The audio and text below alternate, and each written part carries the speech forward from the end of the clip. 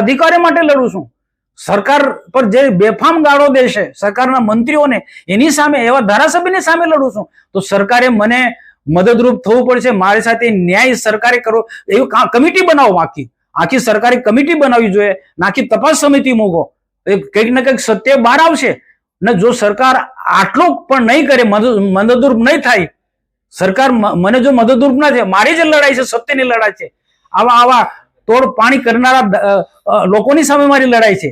આ લોકો અહીંયા પૂરતું નહીં, કેટલાક ઇન્ડસ્ટ્રીમાં પણ આ રીતના લોકોને કામદારોને ઉશ્કેરીને ત્યાં પણ તોડ પાણી કરે છે. આવા લોકોની સામે મારી લડાઈ છે. તો સરકારે મને મદદરૂપ થવું પડશે અને સત્ય અને એને સત્યને ઉજાગર કરવું જ પડશે. અને જો સરકાર જો મને મદદ ના, હું ખોટી માંગણી નથી કરતો ખોટી રીતના, પણ એક સાચી વાત છે, સાચી વાતમાં જો સરકાર મને સમર્થન નહીં કરે તો હું ભારતીય જનતા પાર્ટી છોડી દઈશ.